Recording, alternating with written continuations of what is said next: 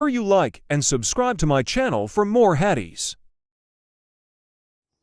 حضرت ابو سعید خدری رضی اللہ عنہ سے روایت ہے کہ رسول اللہ صلی اللہ علیہ وسلم نے فرمایا کہ جمعے کے دن ہر بالغ کے لیے غسل ضروری ہے۔ صحیح بخاری حدیث نمبر 879۔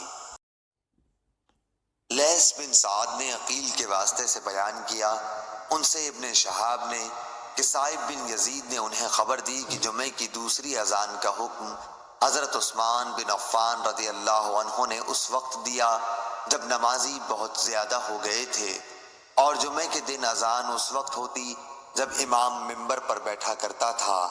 صحیح بخاری حدیث نمبر 915۔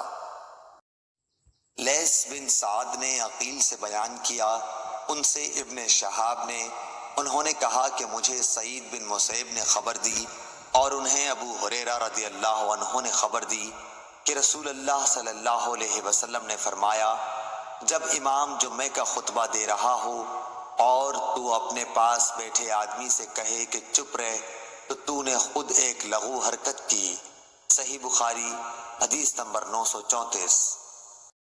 ابو موسیٰ اشعری رضی اللہ تعالیٰ عنہ سے روایت ہے، نبی کریم صلی اللہ علیہ وسلم نے فرمایا، ایک مومن دوسرے مومن کے لیے عمارت کی طرح ہے کہ اس کا ایک حصہ دوسرے حصے کو قوت پہنچاتا ہے، اور آپ نے ایک ہاتھ کی انگلیوں کو دوسرے ہاتھ کی انگلیوں میں داخل کیا۔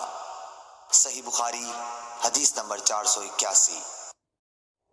ابو ہریرہ رضی اللہ تعالی عنہ سے روایت ہے کہ رسول اللہ صلی اللہ علیہ وسلم نے فرمایا، جب تک تم اپنے مصلی پر جہاں تم نے نماز پڑھی تھی بیٹھے رہو اور ریاح خارج نہ کرو تو ملائکہ تم پر برابر درود بھیجتے رہتے ہیں، کہتے ہیں اے اللہ اس کی مغفرت کیجئے، اے اللہ اس پر رحم کیجئے۔ صحیح بخاری حدیث نمبر 445۔